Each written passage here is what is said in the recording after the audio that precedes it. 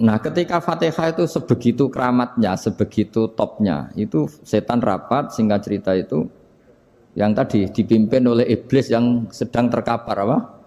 Terus tali obatnya nggak ada, cuma dia shock karena ada surat yang turun yang melafatkan itu pasti selamat dari apa? Neraka. Nah ini gimana saran Anda? Terus sarannya adalah bikin orang-orang itu lupa, tidak baca Fatihah. Nah ini rapatnya iblis. Idzabu wajtahidu hatta tufilu qulubahum hatta la yaqulu hadis surah. Kala yuksiru qiraataha wa la yakunu lahum ajrun wa thawabun bal yakunu lahum adzabun wa iqabun. Kemudian yang terakhir saya beri ijazah tentang Al-Fatihah ya, karena ini surat yang populer. Kalau saya ijazahi Quran 30 juz pasti sampean enggak hafal. Atau ijazah surat Baqarah. Kalau mau Baqarah mau. Ijazahi surat Baqarah mau 2 juz setengah. Mau Mas Asep? Ya Fatihah aja yang gampang ya. Nah, ya kulhu Fatihah ini paket ringan ini. Tapi pahalanya apa? Besar.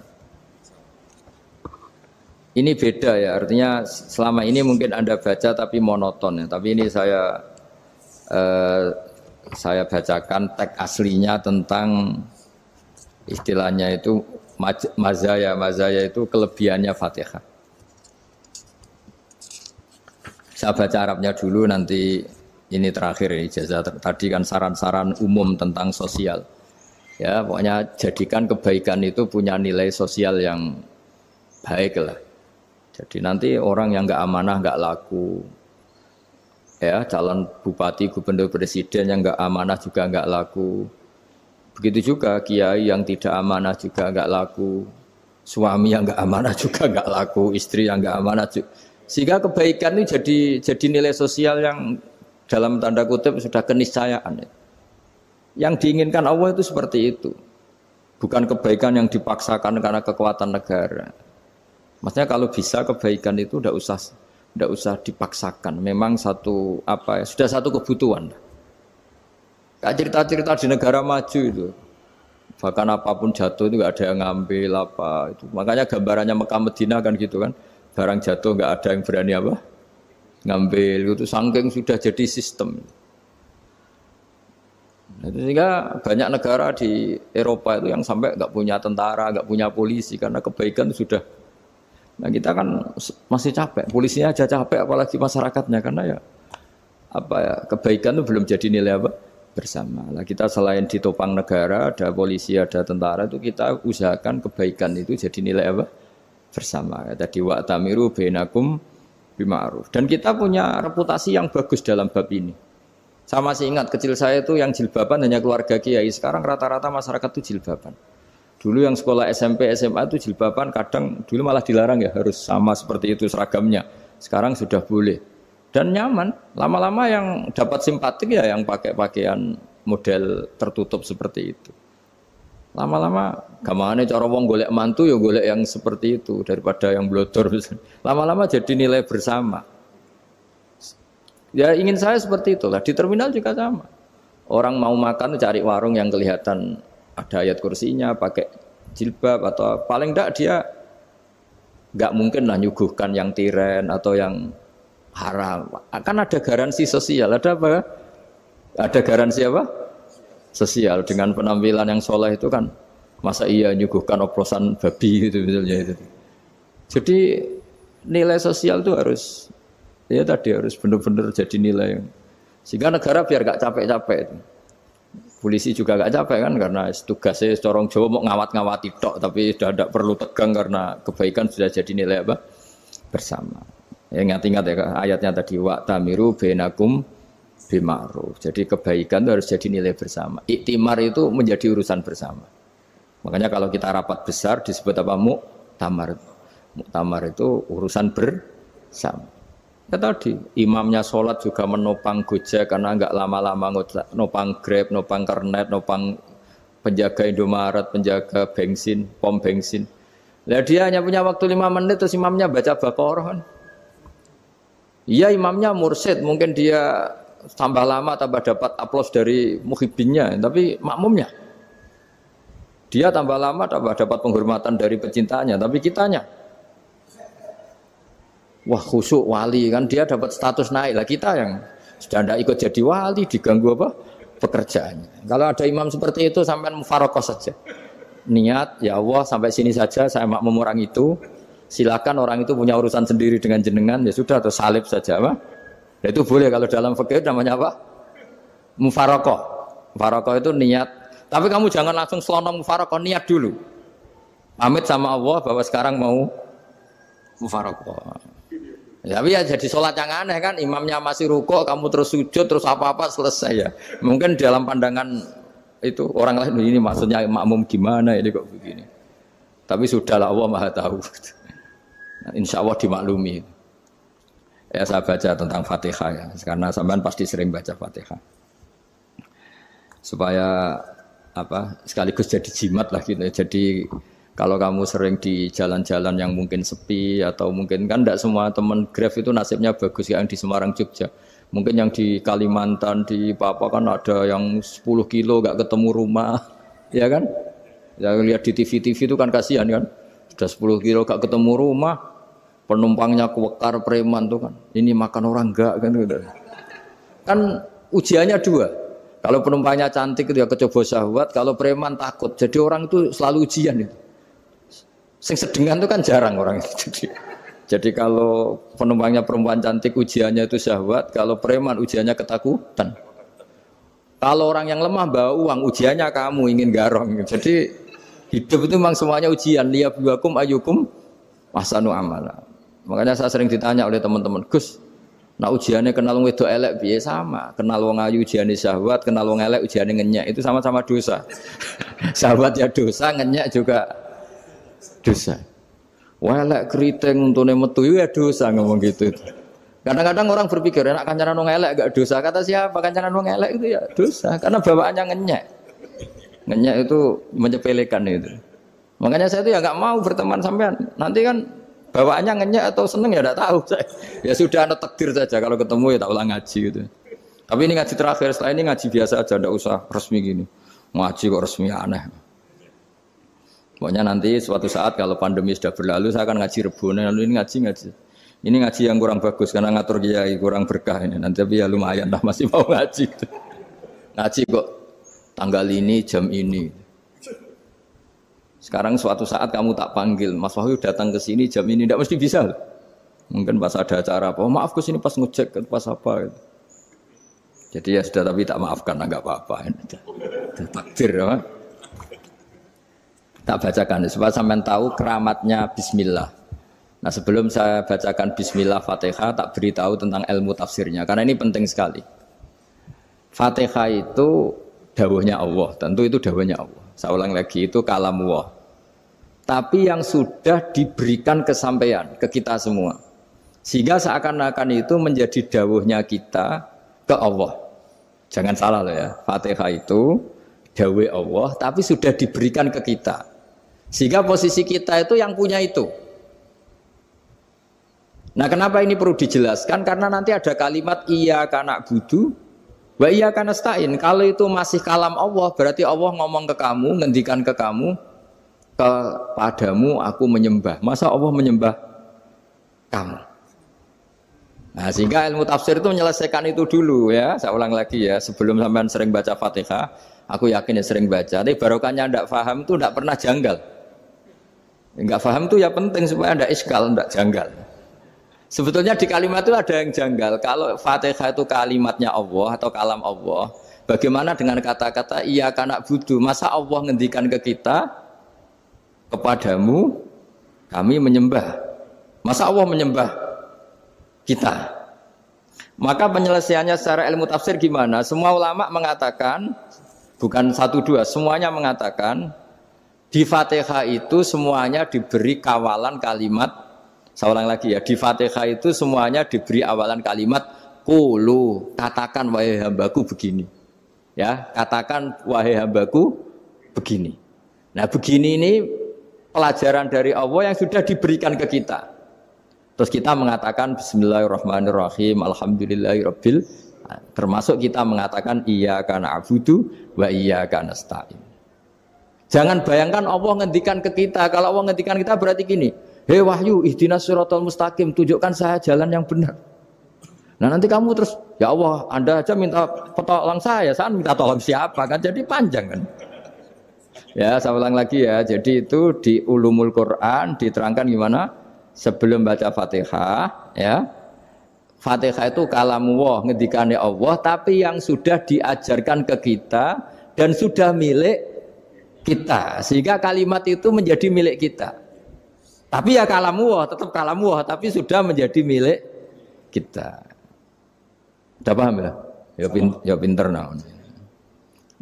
Ya, karena kalau tanpa penjelasan seperti ini, Anda akan iskal. Bagaimana Allah, iskal itu janggal, bagaimana Allah mengatakan iya anak budu. Kan jadi aneh kan? Ya, jadi tak jelaskan secara ilmiah ya. Jadi kata ulama-ulama tafsir, ayat-ayat Quran seperti ini sebetulnya dimulai dari qulu apa? Meskipun enggak dilafatkan. Itu kan sama dengan qul huwallahu ahad Muhammad, katakan kalau Tuhan itu satu. Ya namanya Quran itu kan kalam Allah, membina nabinya, membina umatnya. Makanya dikatakan atau enggak, di sini tersembunyi kata qulu, katakan. Ya, jadi ya ibarat apa itu? Kamu ngajari anak kamu lah, panggil jenengan bapak kulo. Itu maksudnya anak itu kalimat itu kalimat kamu, tapi kamu ajarkan ke anak kamu. Terus anak kamu bilang, Pak jenengan bapak kulo. Nah, ketika kamu mengatakan jenengan, bukan kamu mengatakan jenengan anakku, berarti anakmu itu bapakmu, kan lucu kan? Anak kamu ajari jenengan bapak kulo, kamu engkau bapak saya. Terus anak kamu mengulang jenengan atau kamu bapak saya. Berarti itu kalimat yang kamu ajarkan, tapi sekarang sudah milik anak kamu. Kalau itu kalimat kamu kan lucu, masa anak kamu bilang bapak. Nah itu seperti itu. Jadi ulama memberi solusi atau jawaban iya karena abudu. Ya itu sebelumnya ada kata-kata qulu, katakan wahai hambaku, hubungan kamu dengan saya adalah katakan iya karena butuh wa iya karena nasta'in. Terus hubungan kamu dengan saya katakan juga dalam doamu ihdinas siratal mustaqim. Jelas ya, jadi itu kalam Allah yang sudah milik kita karena diajarkan Allah untuk kita. Dong ya? Ya sudah dong, enggak jelas kan. Tapi bagus, gak jelas itu bagus. Kalau kamu jelas gak jadi digrab, jadi gubernur. Min azimi fadliha kasratu asma'iha wa fadail ukhra. Ini cerita dramatisnya surat Al-Fatihah. Qala Abu Hurairah radhiyallahu anhu inna iblisa ranna khina unsitat Al-Fatihah. Jadi iblis itu begitu kesakitan. Ini kitab Abu Abul Farad karangannya Sayyid Muhammad Alawi, juga kutipan dari beberapa kitab. Yang jelas beliau sendiri juga ngutip dari beberapa riwayat di beberapa hadis. Halaman 1, 2, 3. Ketika Fatihah turun itu iblis kesakitan. Kayak orang sakit gigi lah, tersiksa sisanya karena turunnya surat apa? Al-Fatihah. Artinya kalau Anda baca Fatihah dijiwai, maka Anda melemahkan setan, melemahkan iblis. Wa qala Mujahid, khina unzilat Fatihatul kitab ronna fastama indahu asyayatin. Jadi ketika Fatihah itu turun, iblis itu terkapar lah kira-kira. Sampai dijenguk banyak setan. Jadi kemarin di ICU lah kira-kira gitu kalau sekarang itu. Entah Covid entah enggak tahu. Pokoknya di ICU sampai dijenguk banyak setan. Enggak tahu bawa apa enggak tahu. Pokoknya dijenguk banyak setan. Ono yang nyangoni karena ini apa? Ketuanya apa? Pingsan, sakit. Jadi iblis itu sakit sampai dijenguk anak buahnya setan-setan.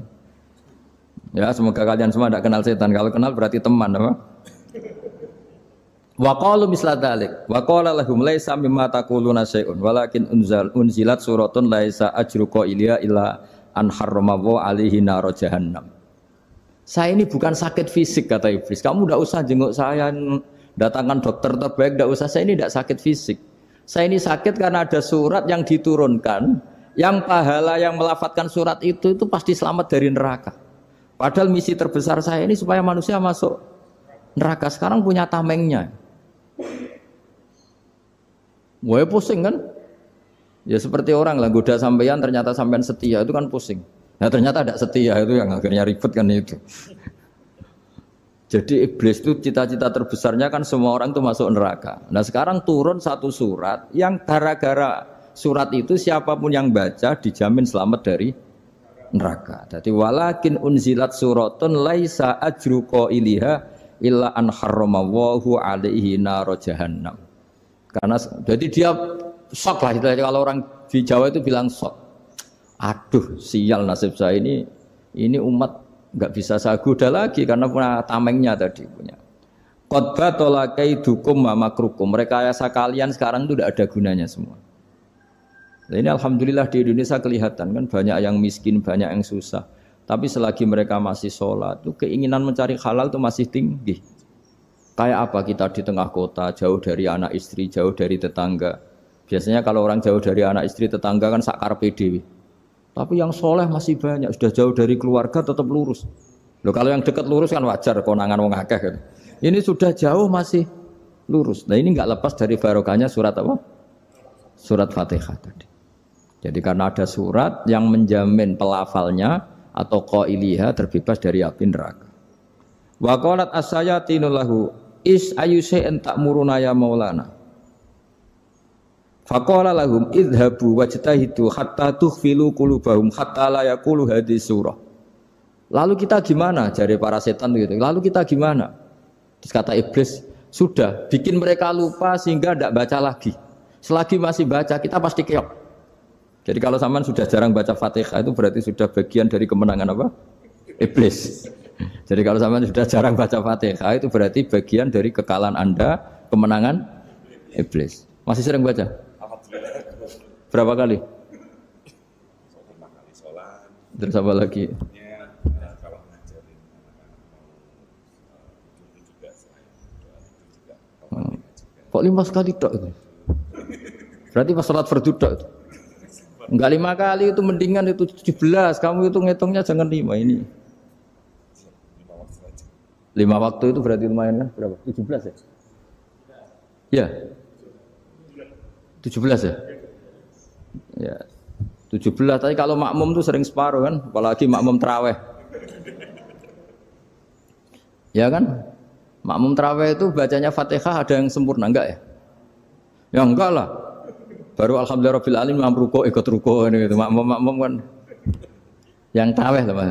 Kalau tarawih jarang sempurna ya. Fatihahnya itu. Kan imam sudah ruko. Kamu bacanya Fatihah sampai mana? Baru setengah ya. Ya paling pas tarawih aja kan enggak sempurna ya. Apalagi kalau imamnya sing kilat tuh waduh malah. Nah, ketika Fatihah itu sebegitu keramatnya, sebegitu topnya, itu setan rapat singkat cerita itu yang tadi dipimpin oleh iblis yang sedang terkapar apa? Terus tali obatnya enggak ada, cuma dia shock karena ada surat yang turun yang melafatkan itu pasti selamat dari apa? Neraka. Nah ini gimana saran Anda? Sarannya adalah bikin orang-orang itu lupa, tidak baca Fatihah. Nah ini rapatnya iblis. Idhabu wajtahidu hatta tukhfilu qulubahum hatta la yaqulu hadhihi surah. Kala yuksiru qira'ataha wa la yakunu lahum ajrun wa thawabun bal yakunu lahum adzabun wa iqabun.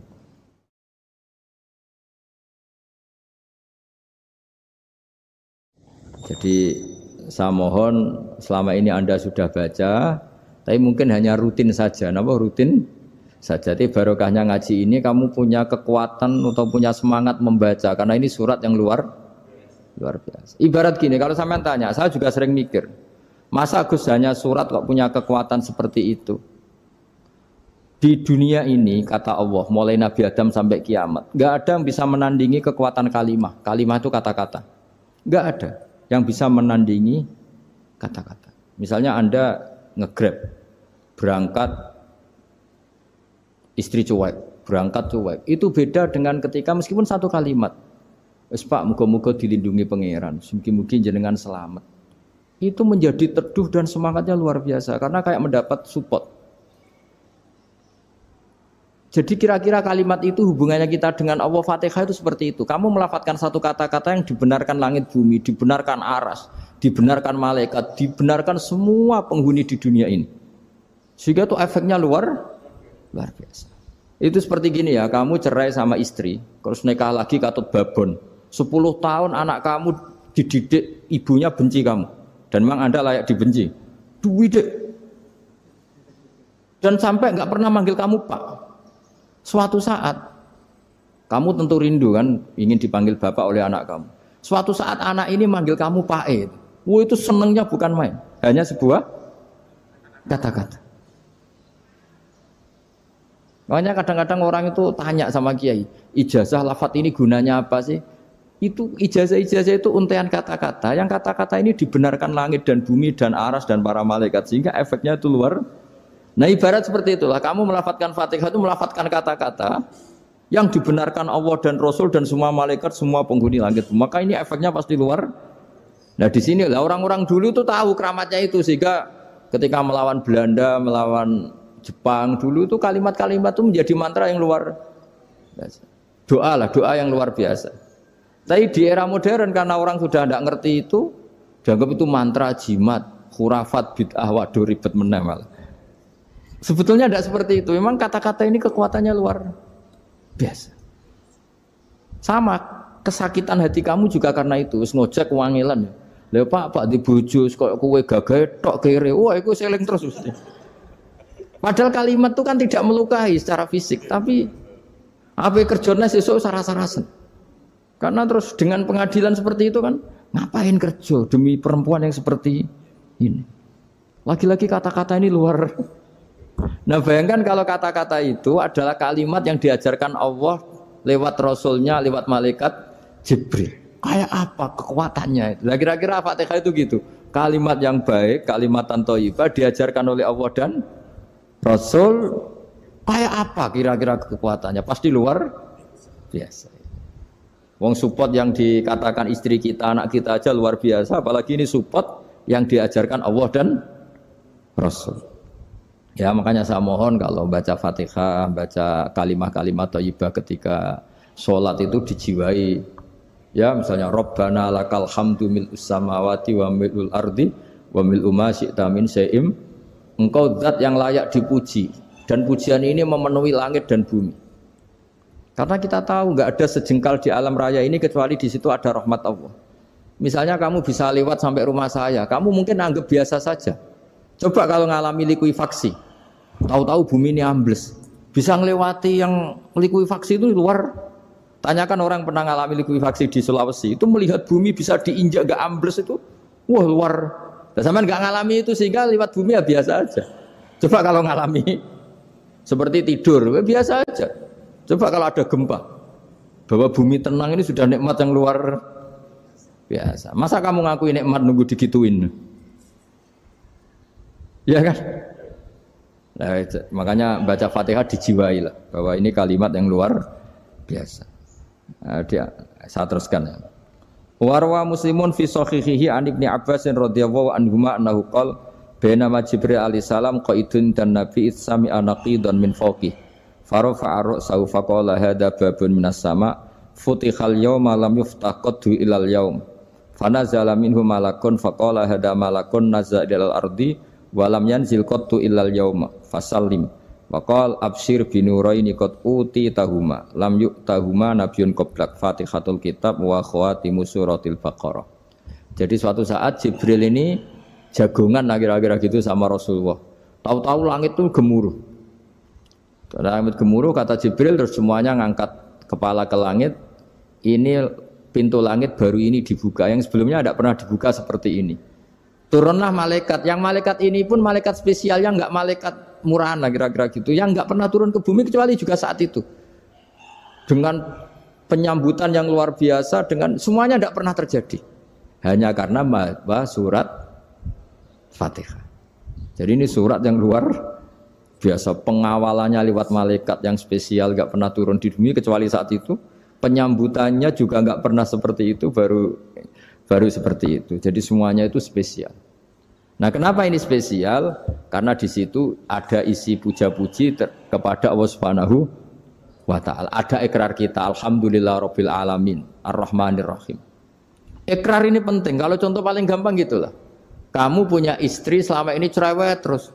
Suatu saat ngomong, Pak, tak angen-angen ra ono wong lanang koyo sampeyan.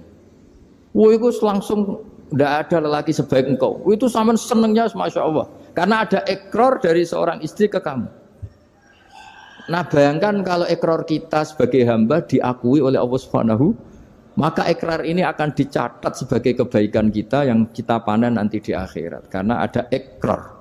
Kita ikrar bahwa alhamdulillah rabbil alamin. Kita ikrar ar-rahmanir rahim. Kita ikrar maliki yaumiddin. Kita ikrar iyyaka na'budu wa iyyaka nasta'in. Sampean misalnya jadi orang Indonesia, ketemu orang Indonesia yang makmur di Jerman, terus lupa Indonesia.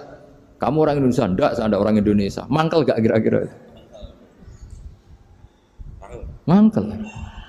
Karena salah ikrar kan gitu.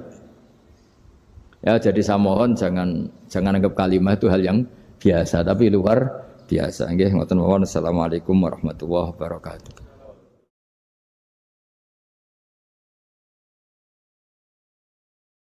Saya berkali-kali kampanye di mana-mana lah, kampanye dan menganjurkan. Di antara catatan dalam Suhufi Ibrahim wa Musa kan ada kan di Quran itu yang dinamakan lampiran-lampiran wasiatnya Nabi Ibrahim dan Nabi apa? Musa. Itu di antara catatannya begini. Orang yang punya akal itu adalah orang yang bisa menikmati sesuatu yang baik. Misalnya gini, contoh gampang gini. Kamu punya anak pertama atau punya anak yang masih kecil, itu gendong tuh senangnya bukan main. Melihat anak sehat tuh senangnya bukan main. Mungkin saat itu banyak orang yang sedang maksiat dengan perempuan nakal atau dengan teman-teman nakalnya, yang nganggap seperti itu tidak nikmat. Tapi andaikan ini ditimbang ya ditimbang. Yang maksiat betulan, misalnya paling ukuran bahagianya itu 70%. Tapi yang ini, yang nimang anak baru lahir atau masih kecil, corong Jawa ngeloni anak, bisa saja bahagianya itu sampai 100%.